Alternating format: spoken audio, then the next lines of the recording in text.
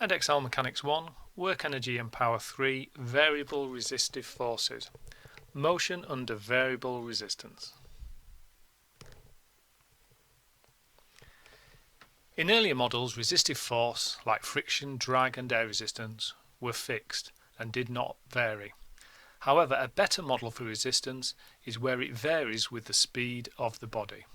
For example, the resistance experienced by a body moving through a fluid is proportional to the square of the speed of the body. And you will have experienced this if you try moving quickly in a swimming pool, the resistive force increases rapidly. So in example 1, the resistance to motion of a car is given by Fr equals 100 plus 0.5 v squared. So we can see that the resistive force is dependent on the speed v.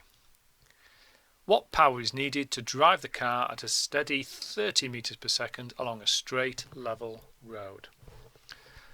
So we can see in this question that we're dealing with a steady 30 meters per second.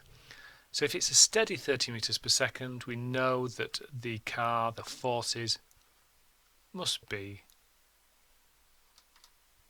in equilibrium. So if the forces are in equilibrium, we know that the tractive force Ft is exactly the same as the resistive force Fr. Now we can look for Fr. We have a formula for Fr, so the Fr is 100 plus 0.5 times the speed squared, and we're told the speed is 30. So the resistive force Fr is 550 newtons. So because of the equilibrium, we know that the tractive force Ft is 550 newtons as well.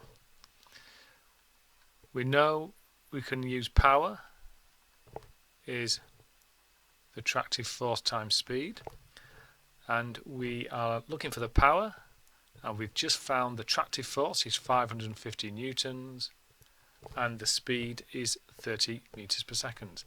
So the power needed to maintain 30 meters per second would be 16,500 watts or 16.5 kilowatts if preferred.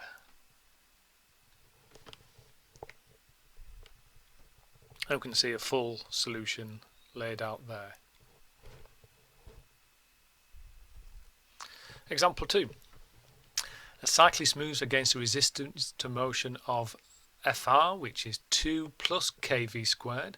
K is a constant and v is the speed of the cyclist. If his maximum speed on the level ground is 10 meters per second when he's working at a constant rate of 100 watts, find his acceleration at the instant when his speed is 5 meters per second. The mass of the cyclist and the bike is 80 kilograms. So the first thing we've got to focus on here is finding out the value of K using the given information. We need to find K first. We know that when he's moving at the maximum speed of 10 meters per second, his power output is 100 watts. So we know something about what happens at 10 meters per second.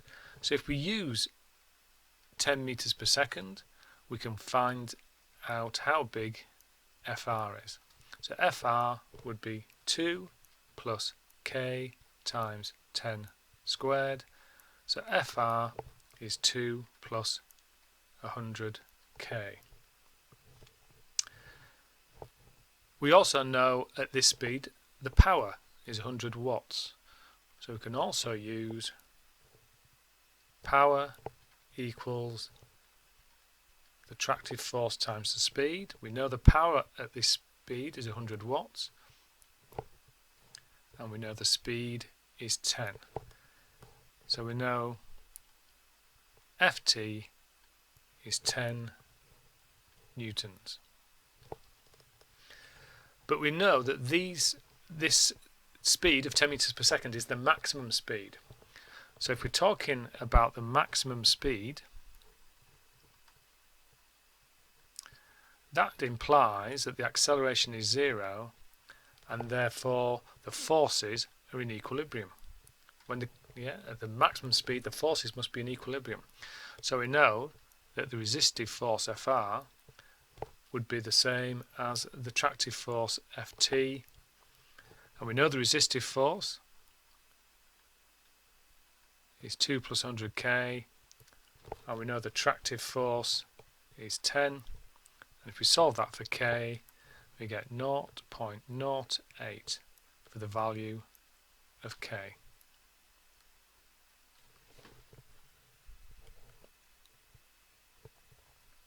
And again we can see the full method there. So now we can move on and find the acceleration at the moment when the speed is 5 meters per second and he's still working at a constant rate of 100 watts. So now it's like taking a snapshot. If the cyclist is working at a constant rate of 100 watts and reaches a speed of 5 meters per second, at that moment how big is the acceleration? So the first thing we need to do is deal with the 5 meters per second. So we know the speed we are interested in, and we can work out the resistive force Fr at this speed. So that's 2 plus 0.08 times the speed squared, so that's 5 squared. So that gives us a resistive force Fr of 4 newtons. We know power is the tractive force times the speed, and we know the power is still 100 watts, and we also know the speed now is 5 meters per second. So the tractive force at this instance is 20 newtons, and now we can apply Newton's second law horizontally. So the positive force pulling to the right is the 20 newtons Ft. However, we've got 4 newtons of resistive force Fr, so that's a negative 4 newtons, equals a mass which is 8t times the acceleration which is a.